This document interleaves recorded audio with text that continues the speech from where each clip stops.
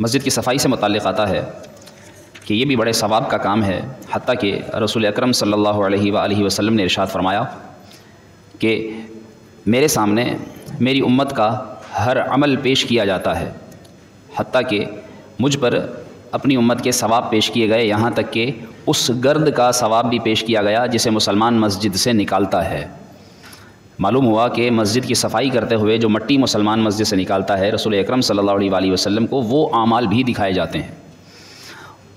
اور آپ صلی اللہ علیہ وآلہ وسلم نے ارشاد فرمایا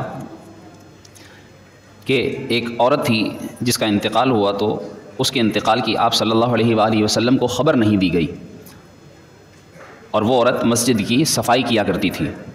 آپ صلی اللہ علیہ وسلم ایک بار اس کی قبر کے قریب سے گزرے تو فرمایا یہ کس کی قبر ہے؟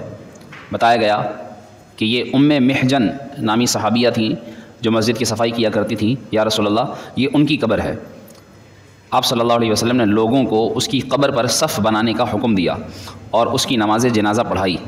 پھر اس عورت کو مخاطب کر کے فرمایا تو نے کون سا کام سب سے افضل پایا؟ صحابہ کرام علیہم رضوان نے عرض کیا یا رسول اللہ صلی اللہ علیہ وسلم کیا یہ سن رہی ہے؟ آپ صلی اللہ علیہ وسلم نے ارشاد فرمایا تم اس سے زیادہ سننے والے نہیں ہو۔ معلوم ہوا کہ ارشاد فرما دیا کہ گویا یہ تم سے زیادہ سن رہی ہے۔ پھر راوی بیان کرتے ہیں کہ رسول اکرم صلی اللہ علیہ وسلم نے ارشاد فرمایا اس نے میرے سوال کے جواب میں کہا ہے کہ میں نے سب سے افضل عمل یہ پایا ہے کہ جو مسجد کی صفائی کرے، یہ سب سے زیادہ افضل عمل ہے۔ کتنی بڑی بات ہے۔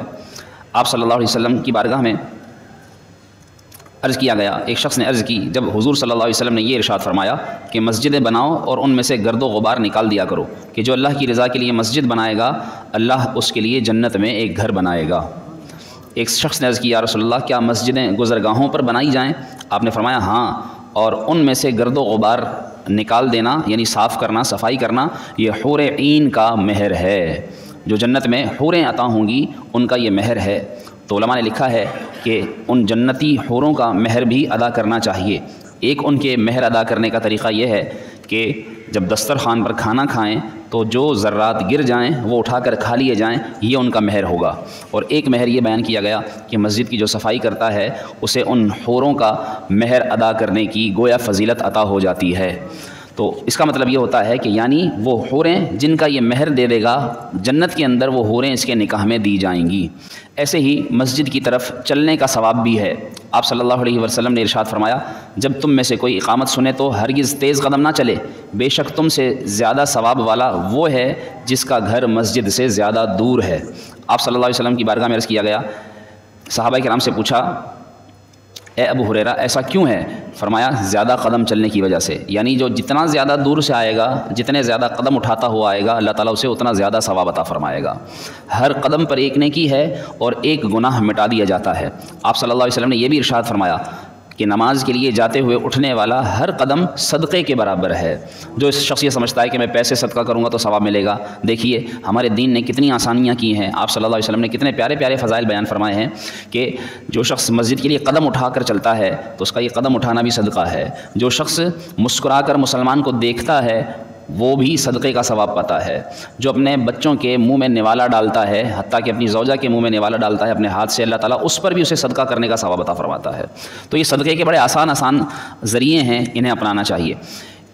آپ صلی اللہ علیہ وآلہ وسلم کی بارگاہ میں جب یہ خبر آئی، بعض بنو سلمہ جو مسجد نبوی کے قریب کچھ گھر خالی ہوئے تو وہ دور رہتے تھے، تو وہاں منتقل ہونے کا انہوں نے ارادہ کیا کہ ہم مسجد کے قریب آ جائیں۔ تو آپ صلی اللہ علیہ وآلہ وسلم نے ارشاد فرمایا اے بنو سلمہ اپنے گھروں میں ہی رہو، یعنی تمہارے گھر جو دور ہیں وہیں رہو، تمہارے لیے ہر قدم پر نیکی لکھی جاتی ہے۔ وہ صحابہ کہتے ہیں کہ ہمیں یہ بات سن کر اتنی خوشی ہوئی، اگر ہم اپنے مکان بدل لیتے تو ہمیں خوشی نہ ہوتی۔ کتنی بڑی بات ہے، یعنی صحابہ کے دل میں بھی ایسی محبت تھی کہ وہ مسجد سے دور اگر تھے تو مسجد کے لیے چل کر آنے میں وہ زیادہ خوشی محسوس کرتے تھے۔ تو یہ زیادہ ان کے لیے خوشخبری کی بات ہے کہ جن کے گھر مسجد سے دور ہیں۔ مسجد کے قریب والوں کے لیے بھی خوشخبریاں ہیں، لیکن جو دور سے چل کر آتا ہے ان کے لیے بھی یہ ثواب کی فضیلتیں ہیں۔ ایسے ہی آپ صلی اللہ علیہ وآلہ وسلم نے یہ بھی ارشاد فرمایا کہ گھر سے نکلتے ہی تم نماز میں ہو، یعنی جب تک تم گھر سے نکلتے ہو آ کر انتظار کرتے ہو، نماز ادا کرتے ہو، تو صرف یہ نہیں کہ تم نے نماز ادا کی تو تمہیں نماز کا ثواب، بلکہ تمہارا گھر سے نکلتے ہی نماز کا ثواب شروع ہو جاتا ہے، اور جب تک تم انتظار کرتے رہتے ہو تمہارا بیٹھنا بھی نماز میں شمار کیا جاتا ہے۔ کتنی پیاری بات ہے، یعنی اگر کوئی شخص 20 منٹ بیٹھا ہے تو وہ 20 منٹ نماز میں ہے۔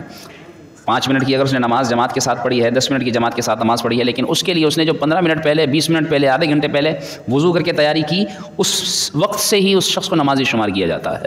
کتنی پیاری بات۔ آپ صلی اللہ علیہ وسلم نے یہ بھی ارشاد فرمایا کہ مسجد آنے والا اللہ کا مہمان ہے، اور اللہ سے بڑھ کر کون مہمان کی عزت جانتا ہے؟ تو جس طرح تم مہمان کی عزت کرتے ہو، اللہ بھی اپنے مہمانوں کا اکرام فرماتا ہے۔ سبحان اللہ۔ آپ صلی اللہ علیہ وسلم نے یہ بھی ارشاد فرمایا کہ 3 شخص ایسے ہیں جن کا ضامن اللہ تعالیٰ ہے، اگر وہ زندہ رہتے ہیں تو اللہ تعالیٰ انہیں رزق دیتا ہے، اور اگر وہ مر جائیں تو اللہ رب العالمین انہیں جنت میں داخل فرمائے گا۔ 3 شخص کون سے؟ پہلا وہ جو اپنے گھر میں داخل ہو کر سلام کرے، وہ اللہ رب العالمین کی ضمانت میں ہے، اللہ اس کا ضامن ہے، جو اپنے گھر میں داخل ہو کر سلام کرے۔ اس عادت کو ہمیں بھی اپنانا چاہیے۔ بہت سے لوگ گھر میں داخل ہوتے ہیں، بس داخل ہو گئے اور کچھ نہیں کہتے۔ سلام کرنا چاہیے، سلام کرتے ہوئے شرماتے ہیں۔ شرم کس بات کی ہے بھائی؟ السلام علیکم کہنا سنت ہے، اور پھر یہ روزی میں برکت کا سبب ہے۔ ایک صحابی نے عرض کیا، بہت سے لوگ روزی کا تنگی کا رونا روتے ہیں کہ ہمارے گھر میں برکت نہیں ہوتی، برکت کا یہ مستند وظیفہ ہے۔ آپ صلی اللہ علیہ وسلم کی بارگاہ میں جب صحابی نے عرض کیا، رسول اللہ بسا اوقات اس قدر تنگی ہوتی ہے کہ فاقے ہو جاتے ہیں اور مجھ پر قرض ہو گیا ہے، اس طرح کے مفہوم کی احادیث میں آپ صلی اللہ علیہ وسلم نے ارشاد فرمایا، گھر میں داخل ہوا کرو تو سلام کیا کرو آواز سے۔ حتیٰ کہ علماء نے لکھا کہ اگر گھر میں کوئی بھی نہ ہو تو پھر بھی آواز سے سلام کرنا چاہیے، کہ مومن کے گھر میں مصطفیٰ کریم صلی اللہ علیہ وآلہ وسلم کی روح موجود ہوا کرتی ہے۔ یہاں تک لکھا گیا ہے کہ سلام کیا کرو، اور سلام کرنے کے بعد تم سورہ اخلاص پڑھو، اور آپ صلی اللہ علیہ وسلم نے ارشاد فرمایا کہ درود شریف پڑھو۔ یہ 3 کام کرو۔ وہ صحابی یہ سننے کے بعد چلے گئے، وظیفہ کرتے رہے، کچھ دنوں کے بعد واپس آئے اور عرض کرنے لگے، یا رسول اللہ صلی اللہ علیہ وسلم، اللہ نے مجھے اتنا رزق، اتنی روزی عطا فرمائی ہے، پہلے میں دوسروں سے مانگتا تھا، اب میں دوسروں کو دینے والا بن گیا ہوں، اللہ نے مجھے اتنا دیا ہے۔ تو یہ برکت کا وظیفہ ہے۔ علماء نے لکھا جو یہ وظیفہ کرے گا گھر میں اس کے لڑائی جھگڑے ختم ہو جائیں گے۔ تو گھر میں برکت بھی اور گھر میں امن، سکون، سلامتی بھی۔